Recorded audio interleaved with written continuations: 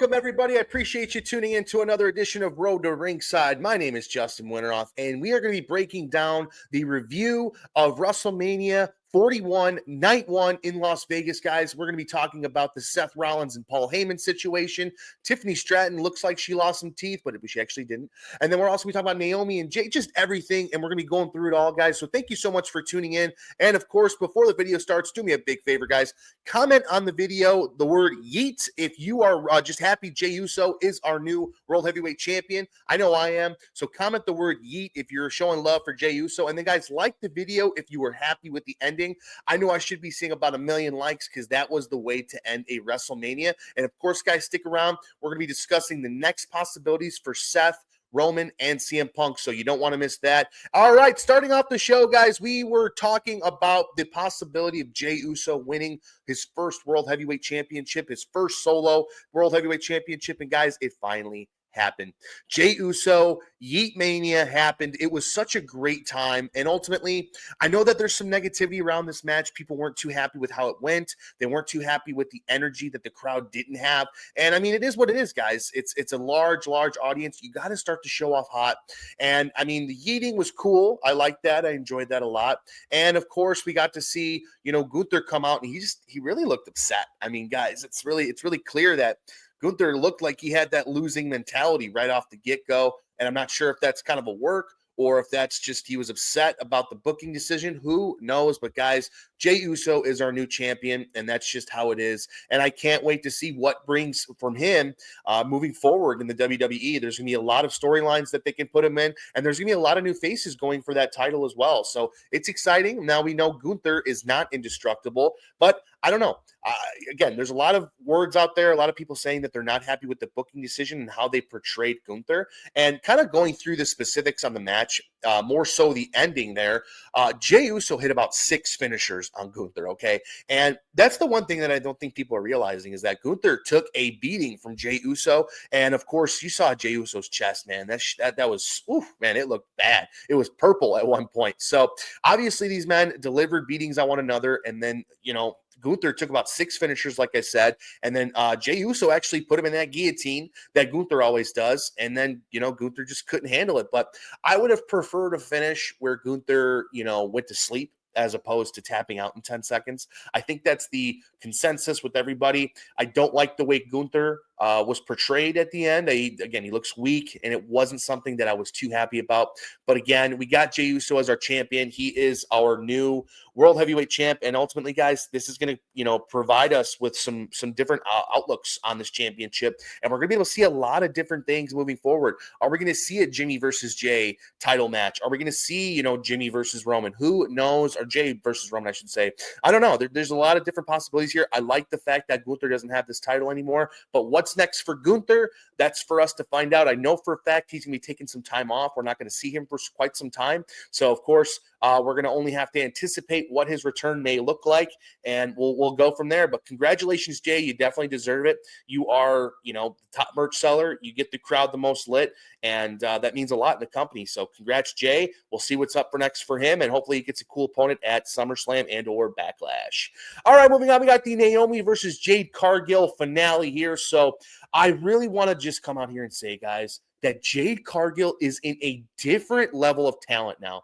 Jade Cargill has been training her ass off, and she now looks like a WWE superstar. She was really pulling some moves that were incredible in the ring against Naomi. And guys, there's a lot of things to unpack in here, but of course, Naomi has a new theme song, and I like that. I like that too. I think she's like the new Rhea almost. She's like a Rhea on the SmackDown brand, which is pretty neat. So Naomi came out, really did well. And then again, guys, Jade Cargill is on top of her game now. And of course, her mic skills have improved. Her wrestling's improved. She is so good, and I can't wait for her to get a shot, maybe at a Tiffany Stratton. And or if Bianca wins the title tonight, maybe that goes down. I can't wait. There's so many great booking decisions you can make here. But shout out to Jade Cargill. You stepped up your game, and you deserve your first win at WrestleMania. Congratulations. All right, guys, we then had the New Day versus the War Raiders. This was honestly a Monday night match, guys. This was not a WrestleMania-esque match, in my opinion. But you know what? it was cool to watch. I loved the energy that the New Day brought. They ultimately deserved to have these titles. I was so disappointed that we didn't get to see Big E. I think everyone in their own heads and minds were feeling the same way, that we didn't get to see Big E. It is what it is. But guys, hopefully he'll be able to come back and be like a manager for them. I would love to see that, but of course you got to make Big E turn heel in order for that to happen. So yeah, this match was okay. It wasn't a WrestleMania-esque type match for me, but guys, the New Day and the War Raiders have been doing this for a very, very long time. They gave us a great match, but ultimately the New Day came out victorious.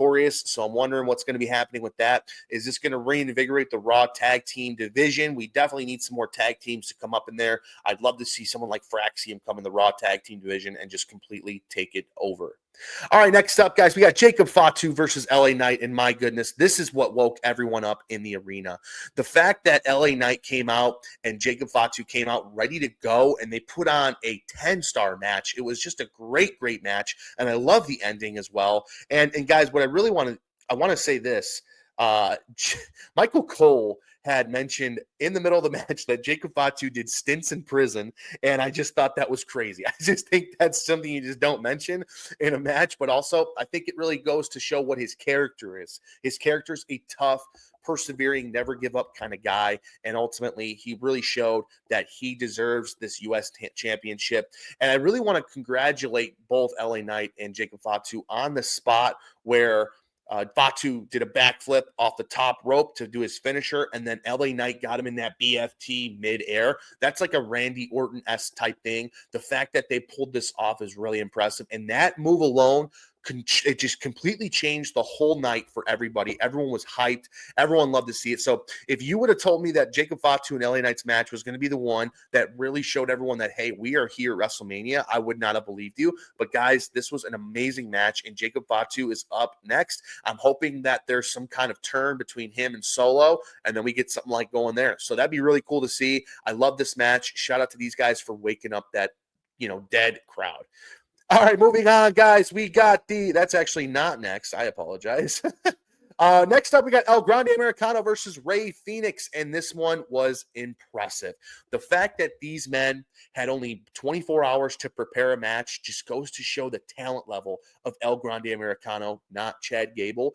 That just goes to show that these guys are locked in. And of course, guys, Rey Fenix has only been with the company for 2 freaking weeks, and he comes out, replaces Rey Mysterio, who was injured, unfortunately, and then they just come out and they put on an absolutely incredible match. Now, some people are also saying like, oh, this wasn't a WrestleMania-esque match. Guys, there was probably a lot more planned for this match that we don't know because Rey Mysterio got injured. But guys, this one really, really, it was just great. It was great technical lucha wrestling. I loved every second of it. And I want to say El Grande Americano hitting that backward 450. I don't even know if you want to call it a 450. I don't think he meant to hit that. I think it was supposed to be a backflip, but my gosh, did that move hit. That was such a great moment in this match, and I think that also really turned the crowd up. We're seeing great things from El Grande Americano. We're seeing phenomenal things from Rey Fenix. And guys, Rey Fenix got his WrestleMania debut 2 weeks into the company. That's probably unheard of, and I loved every second of this match. So congratulations to these guys, really bringing it. They did a great job. Moving on, we got Charlotte Flair and Tiffany Stratton. Man, this was a good match. People said they weren't too pleased with the match. And again, I'm here to tell you that, guys, this was a great freaking match. This was the cherry on top of the feuding that they've been going through for the last several weeks. I loved the idea that they were both kind of like wearing similar gear, I guess. They were kind of both being like a Barbie-esque character. But, you got Charlotte, who's almost 40, and then you got, Tiffany Stratton, who's 24. So it really is just different generations of it, and I loved it, man. And we got to see some really crazy things in this match. I mean, things that you would be shocked to see anywhere. And guys, Charlotte was destroying Tiffany Stratton throughout this whole entire match. She was destroying her. And of course, we saw at the end where she had blood-stained teeth. That just goes to show how tough Tiffany Stratton is. And that just goes to show the tenacity of Charlotte Flair as well. So I love this match. And of course, Tiffany Stratton ends up retaining the title, which is definitely necessary for this. Now, my question here is what's next for Charlotte Flair? I'm not 100% certain, guys. I don't know where she goes from here. Maybe they kind of do a rematch going into SummerSlam, maybe even Backlash. I'd like to see it, but I do want to know if Charlotte Flair is going to break the record and get those titles that she deserves. So we'll see. Congrats, Tiffany Stratton. You are tough as nails. You did your job. All right, guys. Now coming back to this one, moving on to the main event.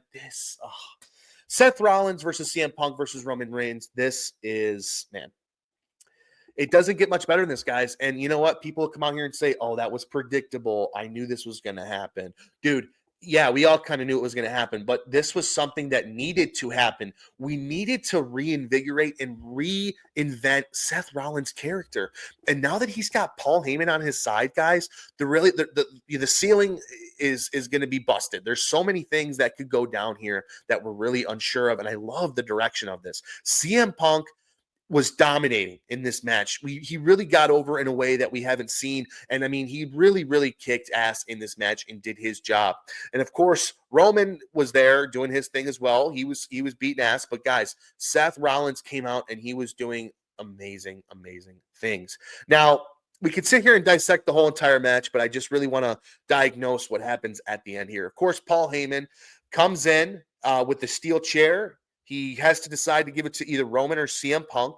He decides to give it to CM Punk. He gets in the ring, and then CM Punk's about to hit Roman, but then Heyman comes in with a low blow. And then that makes Roman so happy, guys. Roman is ecstatic that that happened.